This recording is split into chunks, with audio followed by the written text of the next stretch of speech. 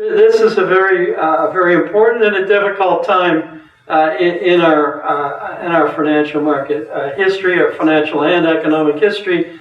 We've got a lot of challenges that face us. We are currently there. There have been 10 complete cycles in the post-war period. Stock cycles, which have 3 parts: a stock market cycle that's been followed by an economic recovery or cycle that's followed by an interest rate cycle. There have been 10. We're on the 11th. The current bull market or stock market part of that 3-part cycle is at the 122-month mark. The current economic recovery is at the 118-month mark. That makes the bull market, the current bull market at 122 months, the longest bull market in history. Within 2 months, the economic recovery, which I say is 118 months, will become 120 months, and that will become the longest economic recovery in our history. So common sense alone says we've got to be really on our toes. We've got to ask the question, as Gerald Ford once said, the American presidency's answer to Yogi Berra, maybe the pendulum is about to come full circle. If it has, we've got to remember what Yogi Berra said in response. He said, "When you get to the fork in the road, take it," which really means that if indeed we are near or at the end of the current stock market economic interest rate cycle, we've got to make a lot of decisions, investment decisions. Change simply the orientation or the primary objective. Our investment portfolios from the capital appreciation to the preservation of capital. You've got to change our business strategy from offense to defense to taking steps to defend businesses. And public policy decisions also have to be responsive to the end of a cycle and the start of a bear market that might be accompanied by a recession. So it's going to be a very important period of time. Hopefully I can get this to work. I spent my entire life trying to figure out how to answer this question or questions that are equally important. And there's really 5 steps that are in the whole process I find of being able to make a decision of this sort. The first step in trying to decide what to do or to answer the question is to get up in the morning and look in the mirror and look yourself in the face and confess that you don't have a clue where the markets or the economy are going. Pretty important step. The second and the third step, a little more rational. Second step is to look at the financial markets, the performance of the financial markets, to look at the trends in the financial markets.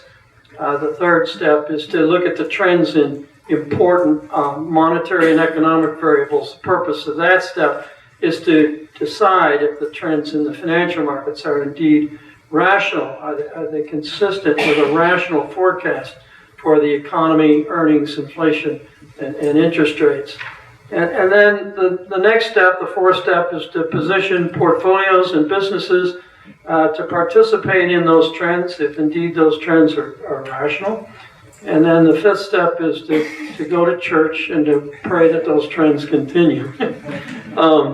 As I say, the important part of this whole process is to determine where you are in the 3-part cycle, a stock market cycle, followed by a business, followed an interest rate cycle.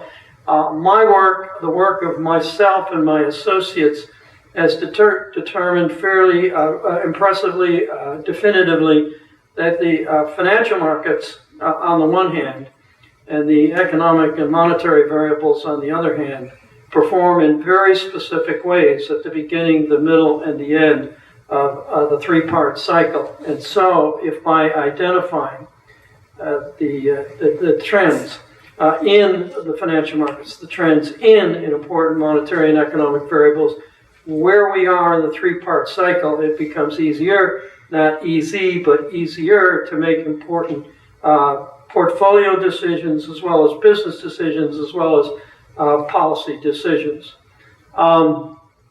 Even if you do that, you're not all the way home. And the reason you're not all the way home is because there are these things called manias. These manias that come along every now and then, and they tend to change the shape of the underlying cycle. These are trends. These are manias. Have a number of stages.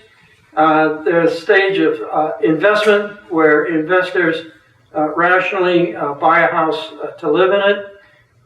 The stage of investment is followed by the stage of speculation, characterized by the emotion of euphoria. It's a period when investors become speculators. They borrow money to buy a second, third, and a fourth home in Florida or Nevada. To buy a second, third, and a fourth home at a price that is arguably overvalued, with the hope, the dream, the fantasy that it's going to become even more overvalued. J.K. Galbraith, someone who I, along with Charles Kindleberger, I have the utmost respect for, regard for, because of their understanding of manias, says, the circumstances that induce recurrent lapses into financial dementia have not changed in any truly operative fashion since the tulip mania of 1637. It's Galbraith. And Kindleberger jumps in to the discussion and says there's really nothing so disturbing to one's well-being and judgment as to see a good friend get rich. This invariably, there's a sucker born every minute. This invariably leads to this so-called, what I describe as a monkey see, monkey do financial and economic environment. A period of speculation. Prices do not go up forever and ever, except in the sales presentations of bankers. The period of speculation is followed by the period of financial distress. During the period of financial distress, the speculators begin to have difficulty making their debt service payments. Remember, leverage is one of the defining characteristics of speculation. They begin to have difficulty making their debt service payments. Some do not, and default. The lenders that finance the speculation begin to have cold feet and start to back away from the markets, and prices start to give ground. And that's followed by the period of revulsion, a period of revulsion when there's a veritable race for the exits by the speculators trying to sell that second, third, fourth, fifth, sixth home in Florida. A race for the exits by speculators, and a race for exits by the bankers who finance the speculation. Just in case you're wondering if there is such a thing, this is one I've been talking about for 4 or 5 years now. And those of you that don't know what a mania is can just look at this chart and you can understand what a mania is. You can see the period, 3-year period of 2015 to 2017. The price of Bitcoin went up 4,447%. You don't have to know a lot about manias to know that that's a mania. And fortunately, I guess fortunately, but not to those that own Bitcoin, you've been able to experience not just the speculative mania, not just the period of financial distress when those that were the speculators began to have trouble making their debt service payments, but you've also been around long enough to see the revulsion period. And the revulsion period was last year, 2018, and so far this year, where the price, even though it was up 4,000%, is down 80%. You don't have to be disappointed. There may be another mania on the way. I don't know, but I couldn't help but notice the quotation that came from an interesting person, the CEO of BlackRock Securities. We have, and I know that this is a long room, and some of you may not be able to read some of these slides. And I want you to know that I'm going to make these slides. I'm going to make these slides available to you. So what you can do is we'll find the mechanics of where you can get all of these slides and read the slides and study them carefully if you so choose. That's hopefully enable you to get up to date on them. But we have a risk of a melt up, not a melt down, according to Larry Fink, which is simply saying, Larry is saying that we're going to go from, in his estimation, from this period of rationality in the equity markets as measured by the S&P, the Dow Jones Industrial Average, but a rationality in the financial markets, we're going to go to a period of speculation, which will, of course, precede the period of financial distress and revulsion. I don't know if that's going to be the case, and for reasons that I'll try to explain in just a couple of minutes, if the S&P 500 or the Dow Jones Industrial Average from their current levels, which are, in my judgment, somewhat rational levels, if they went up another 7%, and I'll explain this in a minute, another 7% from current levels, we'd be at the beginning stages of a period of, the beginning stages, I emphasize, of a period of speculation. And if that occurred, if that rise to a level which I would argue would be pricey or overvalued was accompanied by an increase in optimism, that optimism objectively measured became widespread, then we'd be in the middle of a period of speculation, particularly if levels of debt or margin debt that's used to finance the stock buying increase substantially. Hopefully you understand. We're not there yet, but again, if we were to increase 7% and there was widespread optimism, then I think Larry Fink would turn out to be right. Okay, let me go through quickly where we are currently.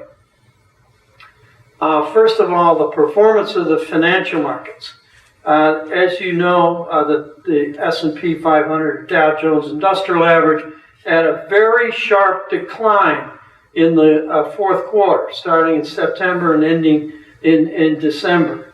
It looked as though that was the start, particularly given the length of the current cycle. It looked as though that was the start of a bear market and that it would be accompanied by an economic recession. The reason why we decided that it was not the case that this was the start of a bear market to be accompanied by an economic contraction or recession was because the economic and monetary variables, which I'll touch on in just a minute, did not say that. They did not say that the economy was about to go into a recession. So we concluded that this was, like many other times since 1890, 25 times, simply a correction in an ongoing bull market, not the start of a bear market that would be accompanied by a recession. And as you can see, fortunately, we turned out to be right. The economy, the market recovered since late December, and the stock market up 21.7% since late December.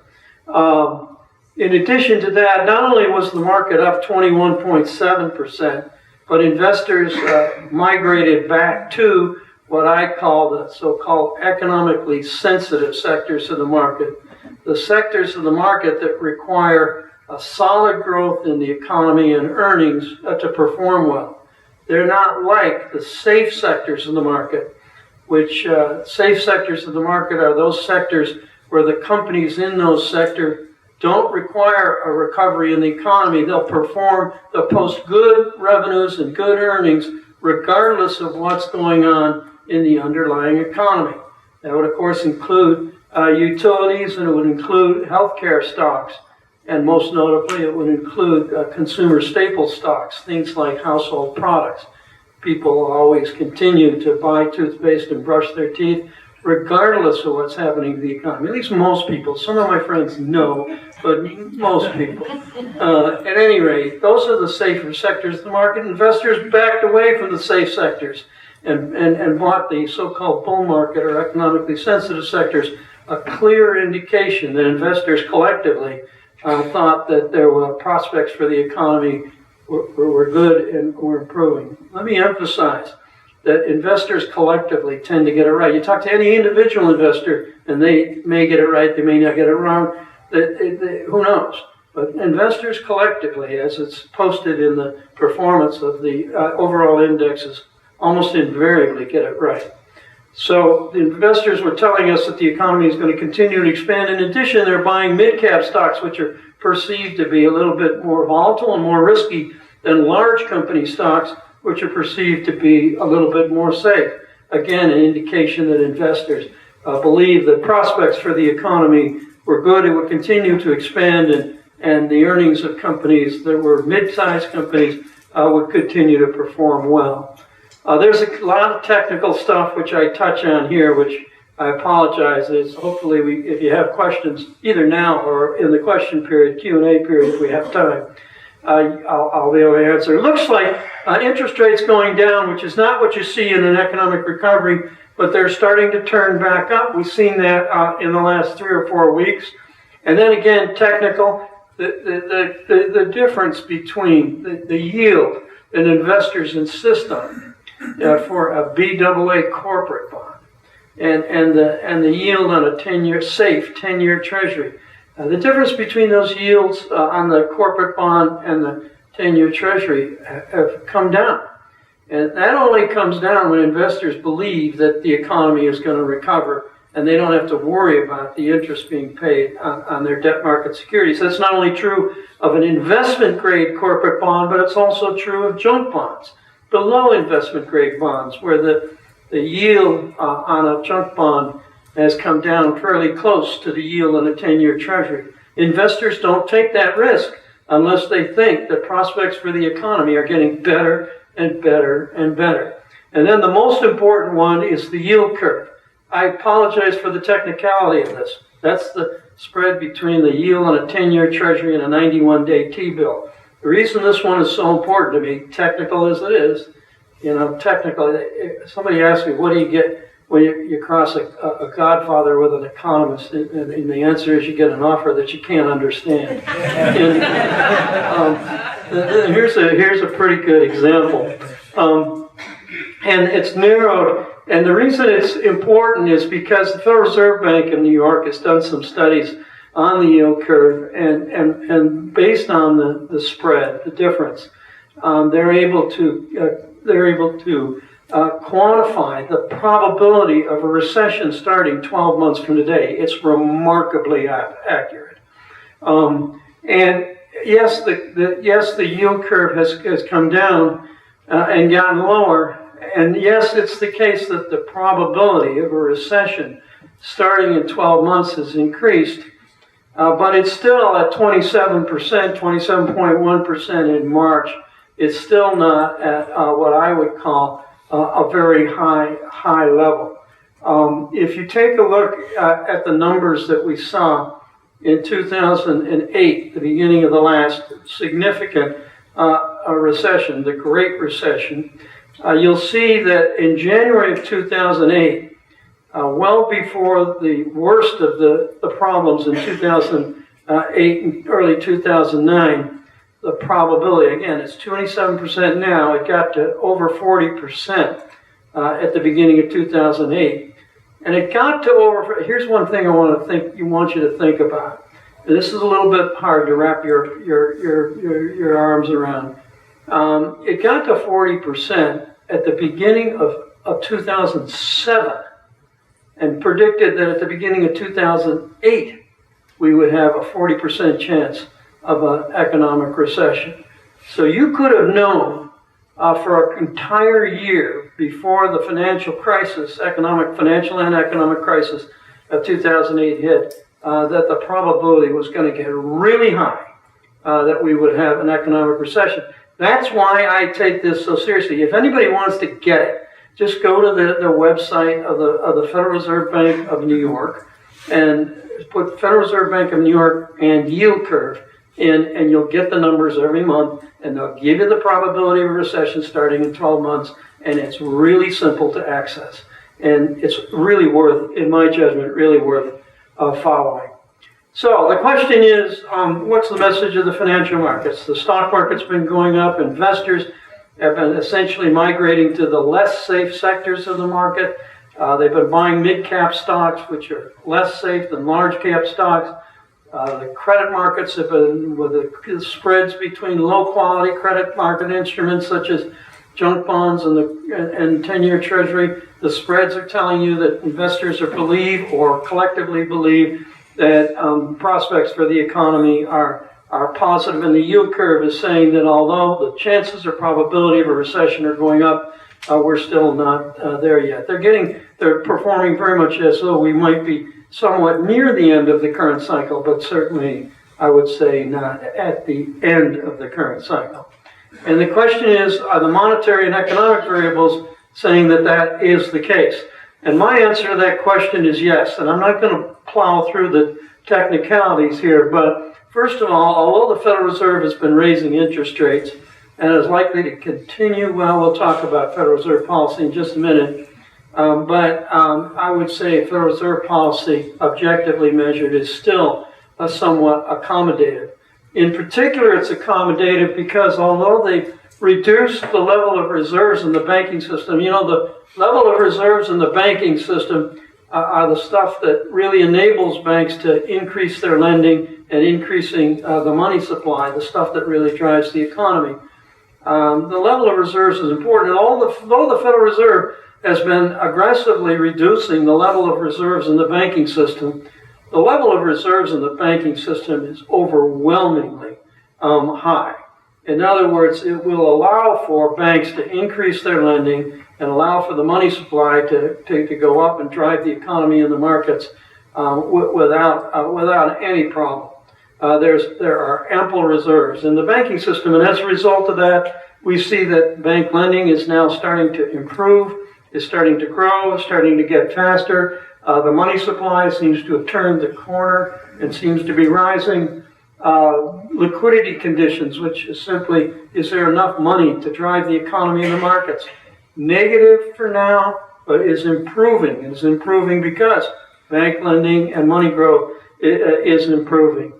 I'm going to skip the next slide because it's too technical for me, but it's really an interesting slide. Maybe we can come back to it. It's a very interesting slide, and it really essentially says that international investors have been buying U.S.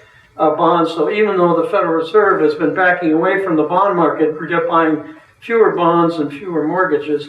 Don't worry about it. International investors find the level of interest rates in the U.S. very attractive, and therefore have been buying U.S. treasuries and have been buying U.S. mortgages and offset the shortfall that has been created as the Federal Reserve backs away from the markets. That's what that says, but it looks like it says a lot more, but it doesn't. And then finally, index of leading economic indicators.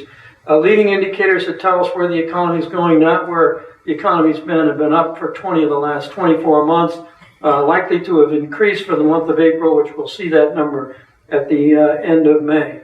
So what I would say is that the financial markets are telling us fairly clearly that we may be near the end of the current three-part cycle, but we're not at the end, and it's also confirmed by the performance of very important monetary and economic variables, in particular the index of leading economic indicators, which continues to rise, maybe peaking a little bit, but continues to rise and tells us the economy is going to continue to expand. Okay, now let's quickly try to quantify what I think is going to be the outcome.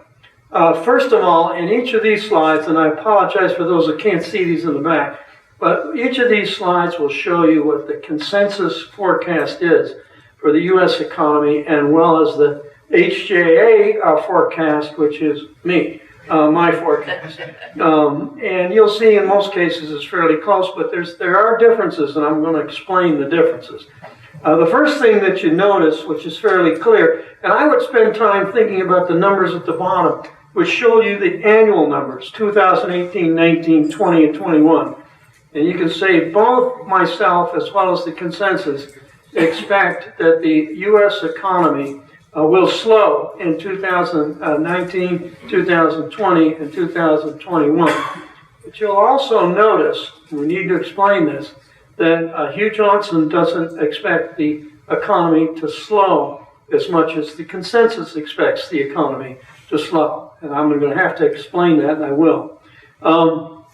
And generally speaking, the U.S. economy as we all, I think, either know or sense, has been experiencing very slow growth in this economic recovery. The average quarterly gain in real gross domestic product during this current recovery has been 2.3%. That compares with the average quarterly gain in all of the positive recoveries, economic recoveries since 1980 of 3.7%. The reason why the economic recovery, this economic recovery has been so anemic compared to other economic recoveries is a variety of factors. First, I bet you hear about this in your work all the time, is first of all the growth rate of the U.S. population has slowed and has slowed significantly. It's the lowest growth rate we've seen since 1937. In part, it's because birth rates have come down so significantly, but it's also a variety of other factors, not the least of which is somewhat arcane and uninformed immigration policy. I say that carefully. That's really, really important. You'll hear, I know we've got a lot of Democrats, we maybe have a lot of Democrats in this audience, but the administration's view that the country is full is totally off base. And every economist will tell you the same thing. At any rate, the growth rate of the U.S. population has slowed significantly. As a result, the growth rate of the labor force has also slowed. The growth rate of the labor force has slowed because the population growth has slowed. But it's also the case that the participation rate, or the percentage of the population that are either have jobs or are actively looking for jobs, has come down significantly. It has come down for a lot of reasons, not the least of which is demographics. The baby boomers have gotten to an age when they've retired and dropped out of the labor force, that being the biggest reason. Women also. I'm going to get to this in just a second, it's important. So the growth rate of the labor force has slowed.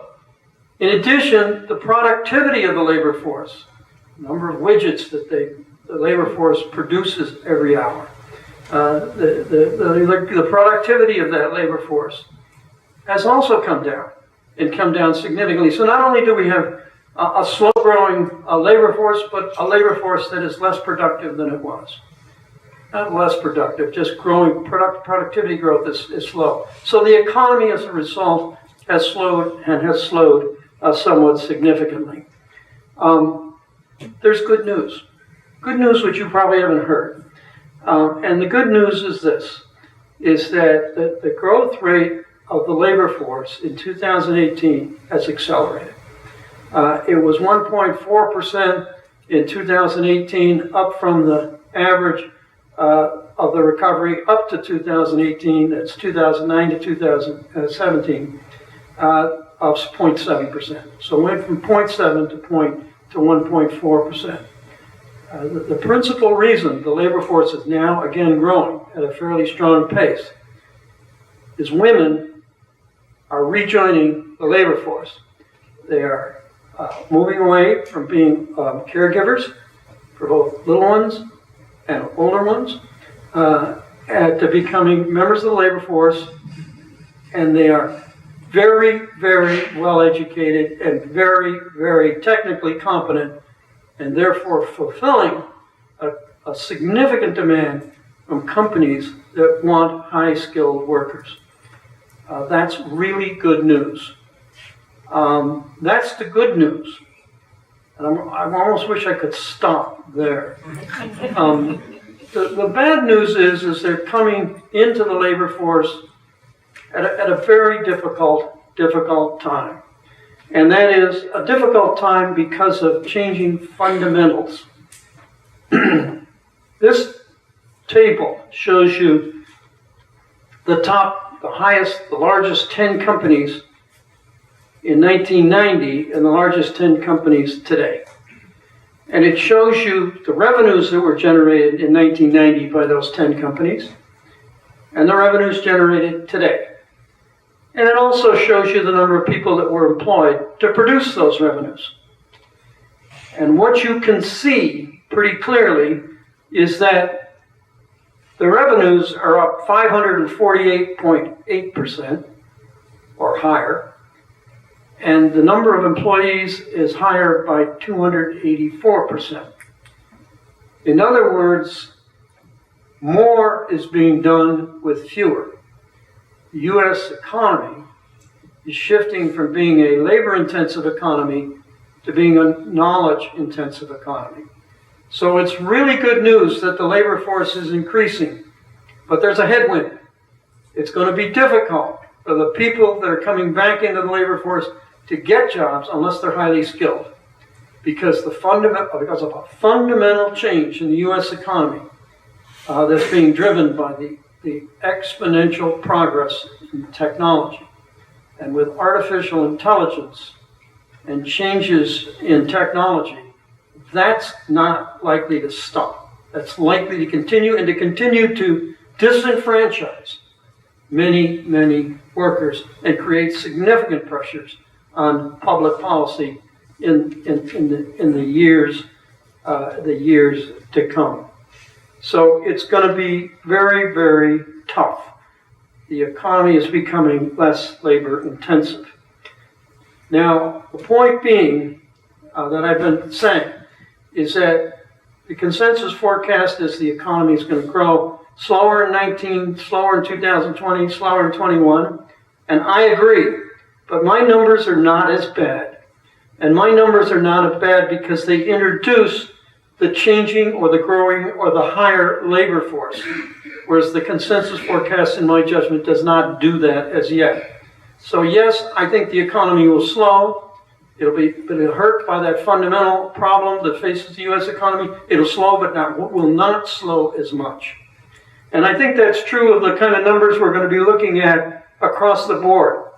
As you can see at the bottom, the growth or the number of jobs added to payrolls each month, it's going to get less and less and less in 2019, 20, and 21. But not as less and less if we take the consensus, if you take my forecast and believe it. Some of you may have seen that the ADP report came out today. It says that Friday's numbers on employment are going to be pretty darn good. So I think I'm going to be right. Yeah, they're going to come down, but I don't think they're going to come down as much as the consensus. The unemployment rate, and this gets at what I'm sort of getting at, is yes, it's really good news that the growth rate of the labor force is going up, but it's still the number of jobs being added is going to come down and down and down, and as a result of the unemployment, it's tricky arithmetic, the unemployment rate is going to go up.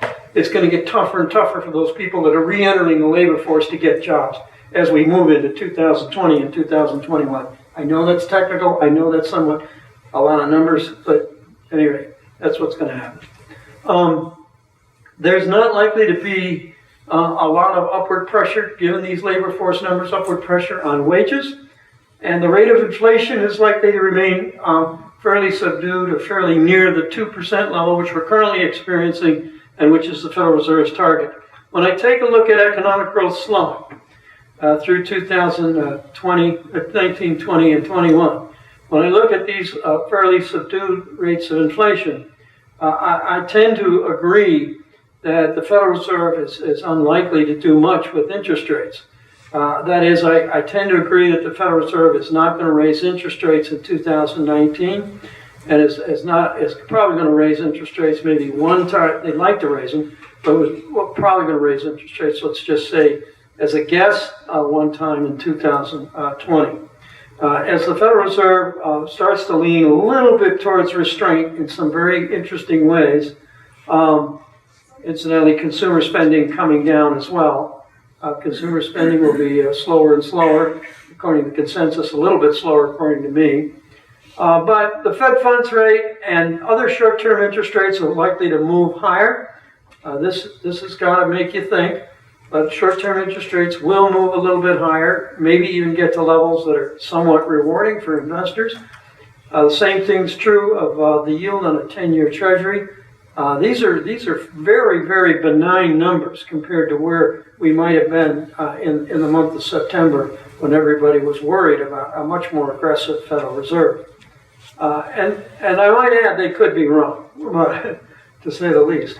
And then finally, the stock market. I've got 2 slides on the stock market. I'm going to go to the second one because this is the one I really think is going to happen. Or this is the one that I think is most logical outcome. And what this simply does is it reflects my estimate for interest rates, which of course involves the assumption about what the Federal Reserve is going to do. That's a big assumption. Who knows? It's very data dependent, but that includes that assumption that the Federal Reserve won't raise rates in 2019. It'll raise rates once in 2020. It also includes my assumption that the economy is going to grow, it's going to continue to slow, but not slow as much as the consensus, and what that means for earnings. And I put it all together, and here's what I get for the stock market. And what I get for the stock market is not very exciting. It's really 7% higher than currently, and that's when we get into 2021, and that's when we're going to see the peak in the stock market. So the good news is I think we're probably a ways away, maybe a little bit farther than I thought a week ago from the peak in the stock market, but maybe in time, but not significantly so in magnitude. The next slide gives you some of the returns. These returns are not going to be that exciting. When you get to the 122-month mark of a bull market and 118-month of a recovery, and I have clients that call me and they say, oh my God, this has been a long bull market and we've made a lot of money and I'm a little bit nervous about, staying in this thing. And they say to me, shouldn't I take a little bit of money off the table? Shouldn't I reduce my equity exposure some? I said, that's not irrational. Of course I think there's further to go. But if someone were to say something that's that commonsensical to me now, and plenty of people do, I'd say that doesn't, but I would not. The one mistake you don't want to make is to reduce your equity exposure to zero, because first of all, I could be wrong. That's really for sure. But the second thing is, the one mistake that I see investors, particularly investors that are moving on in their years, 60 and 70-year-olds, do is reduce their equity exposure. That's just simply a mistake. Over a long period of time, we could talk about these cycles, we could talk about these till we're blue in the face. Over a long period of time, the average annual rate of return from stocks is going to be significantly higher than the average annual return from bonds. And to even when you turn 80 years old, don't make the mistake of reducing your equity exposure from maybe it's a bull market younger level of 70% down to say 30%. I just see people doing that, and it really bothers the hell out of me, because all they're doing is they're reducing their chances of an attractive rate of return that will help them continue to build an estate. Sorry, I got a little passionate about that. All right, let me give you a quick idea of New York and its counties. Some of you are going to be really mad, but that's okay. What I do is I forecast, based on my forecast for the national economy, which is carefully worked out. I make a forecast, first of all, for all the 7 states in the New England area. And you'll see, first of all, the New York economy, despite our efforts of policymakers to make sure that the New York State economy grows even faster than the national economy, never succeeds at it. It really tracks the national economy, and it will always continue to track. Sometimes a little bit better, sometimes a little worse. For example, during the Great Recession of 2008, the national economy did far worse, and New England didn't do quite as poorly, and certainly New York State didn't do quite as poorly. But generally speaking, the New York State economy tracks. There are 2 ways of measuring the New York State economy that I like to forecast. One is tracking it against all the other 7 economies in the Northeast on the basis of employment, the employment gains that I see. And as you can see, the New York State economy is going to do well compared to the other 7, although all 7 don't do well compared to the country as a whole, not that well. But basically okay. New York State compared to the other 7 states in the Northeast on the basis of employment growth. This shows you 2018, 19, 20, and then the results for 2019 and 2020. The next thing shows you on the basis of gross state product, and New York slips down on gross state product. So we're good on employment, and we're not as good on gross state product. And that means primarily because New York State has a fairly significant representation on very labor-intensive industries. Lots of things that require a lot of people to man the ship. And so New York State doesn't do quite so well on gross state product, but does well on employment. Then there are, of course, counties. And this is a lot of stuff.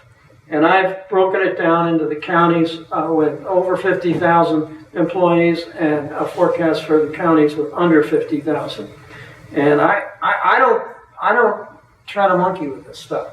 I just put it into my computer, into my models, and I get what I get. And it makes some people happy and some people really unhappy.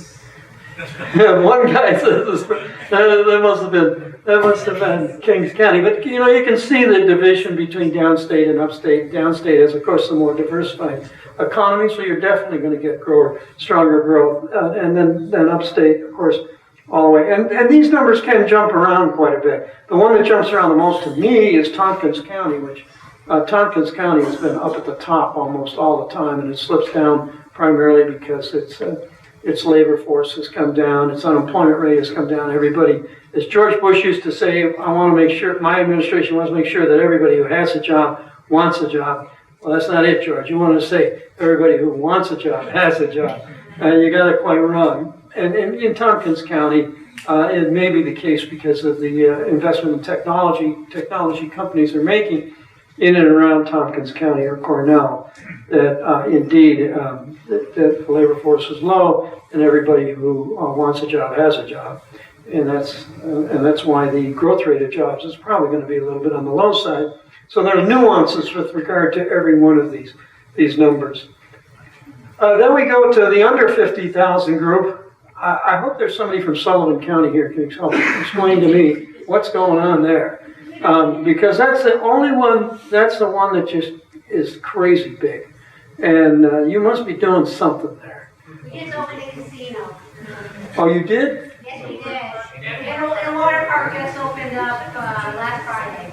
Oh, well, I'll tell you, those numbers are pretty unusual. And they came right out of I didn't make them up. They came right at me. And that's the ones that really just jarred me. And I couldn't believe them. But anyway, so anyway, this is the top 19. And the bottom 19. You know, what I wanted to do, which I didn't do, which I should have done, is I wanted to give you the actual number of jobs you're going to add. And most of you all are going to add jobs in 2019 and 2020. And I want to give you that actual number. Because in especially small counties, it's more helpful. You know, if you added, for example, 150 jobs, that's not a big number, but 150 jobs in the last year, and next year you're going to add 250, well, that's a pretty big number. These are percentages, and they especially in small counties, they tend to be a little confusing. And some of the numbers are really good. I remember Columbia County, who I spoke to those folks yesterday, and they're going to go from adding roughly 150 jobs per year to 250 jobs per year. And I couldn't figure out why, but I found out why yesterday. They're doing a lot of really interesting things. A lot of people moving up from New York City. But at any rate, so each story is an independent story. These numbers will be made available to you if you want them, and if you don't want them, you know, I guess you don't have to get them.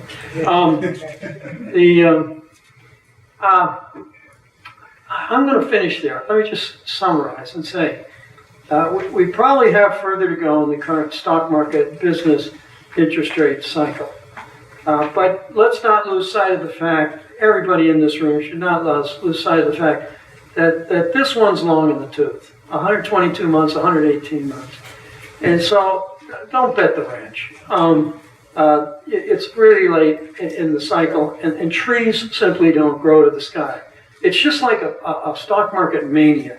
People think that they'll go on forever and ever. They don't. People think that economic recoveries are going to go on forever and ever. They don't.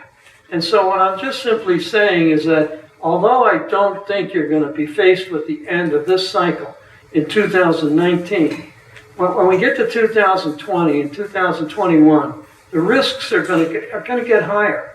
And so you want to be, I don't want to use the word frugal. I want you to beat the state up as much as you can for revenues.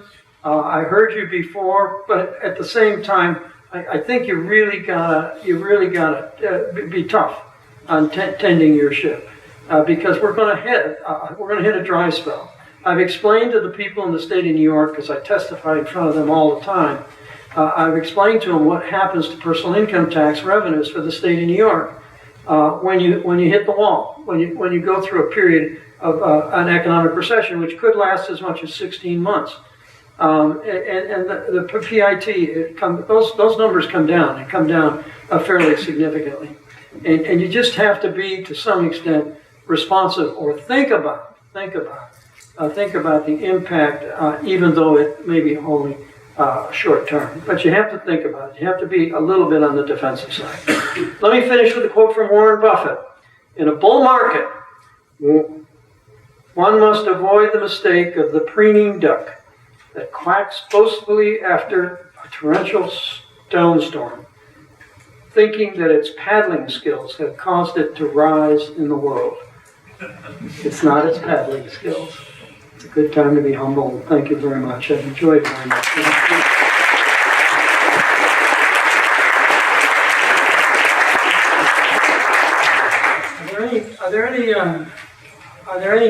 Does anybody have any concerns or questions? We're just about on time, but we got a couple of minutes here. Just if you have any comments or questions or thoughts. Bill. Yeah, Hugh, one question. Counties and municipalities are limited in our investments, and interest rates rising are bringing us in, many of our counties, in better returns. As this economic cycle continues until 2021, even if the Fed doesn't change interest rates, as the economic expansion eventually does end, do you see interest rates returning back to lower levels, or will they stay? Yeah, well, interest rates return back to lower levels if we hit the wall and we have an economic recession. One of the problems the Federal Reserve faces, and everybody should think about this, is they haven't been successful in raising rates to a level that's high enough so they can do something if the economy hits the wall. And that's really, really troubling to them. They said they're not going to raise rates in 2019. I said that. The economic numbers are not going to be impressive enough. They'll be coming down slowly. Inflation won't be high enough to really give them a justification for raising rates, but they want to. They want to raise rates up to the federal funds rate up to about that 3% level. And that's primarily because if the recession hits, they're going to lower rates. And you hear Larry Kudlow, the biggest, anyway, you hear him saying they should lower rates now. Well, no, they shouldn't. But when we do get to that, unfortunately, and I'm going to tell you this, and this is what I mean about being defensive and keeping your eyes wide open, they're going to be lowering rates, and lower short-term interest rates and longer-term interest rates will come down. And that'll be 2020 and 2021. So you have to watch closely. Life will not be easy for anybody that manages short-term funds and depends heavily on them. The yield will come down. It hasn't been easy anyway. Rates have not been particularly rewarding. And that's a time when they become less rewarding. For now, we're okay. But that's what I'm saying. You gotta be careful. Thank you. Anybody else? Any other questions? If not, great. Thank you very much.